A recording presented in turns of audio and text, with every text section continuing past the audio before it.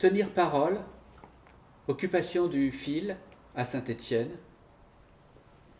Personne sait. Ça dépend si je suis tout seul ou s'il y a ma fille.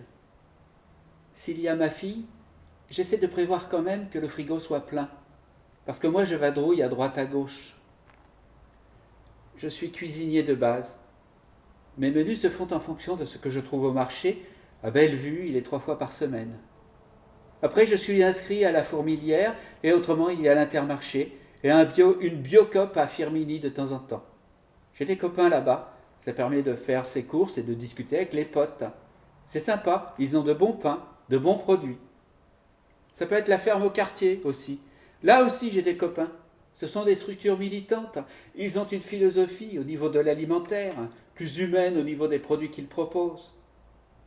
Faire ses courses, c'est pas une corvée. C'est aller à la rencontre des copains, d'autres militants, et avoir de bons produits. C'est allier l'utile à l'agréable. J'aime bien acheter des olives, des tomates séchées. Au marché, il y a beaucoup de vendeurs maghrébins, et ça me fait parler le maghrébin avec eux.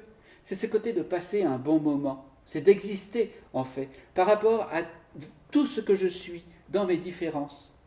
C'est tous les commerçants que l'on retrouve dans les marchés stéphanois, que ce soit Jacquard, Bellevue, Carnot, c'est presque les mêmes. J'aime passer un moment à tourner, c'est à l'air libre, et il y a cette ambiance que j'aime bien, et qui rappelle le pays, même si j'ai pas beaucoup vécu en Algérie. Mais chaque fois que j'y suis allé, j'ai retrouvé ces ambiances dans les marchés. C'est bien. Et j'essaie toujours d'amener la Palestine. Le problème qu'on vit nationalement, la pauvreté, l'agression du capital, c'est durement ressenti par le peuple palestinien. Il y a un côté international dans mon militantisme.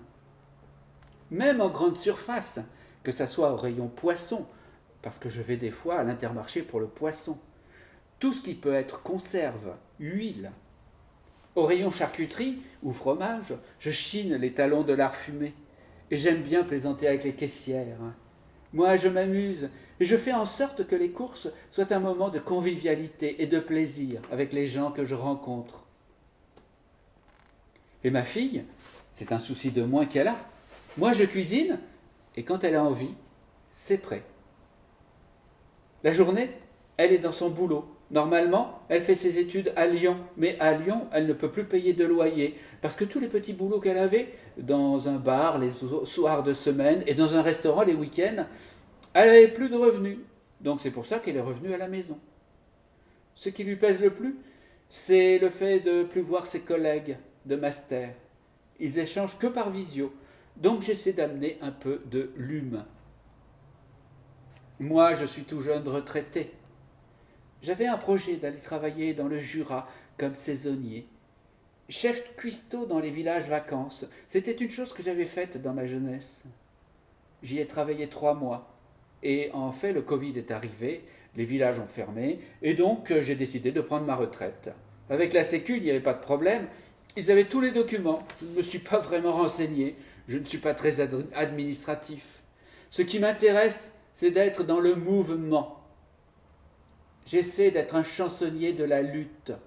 Être au plus près des luttes me permet de stimuler mon imaginaire autour de la musique. Je prends un peu de cette énergie pour écrire des chansons, et puis après, je rends l'énergie en mélodie, en chanson, en refrain, pour que les gens dans la lutte s'en emparent. Je voulais soutenir les brigades de solidarité dans le mouvement, et en les regardant, et en écoutant ce qui se passait autour des brigades, ça a fait 14 chansons.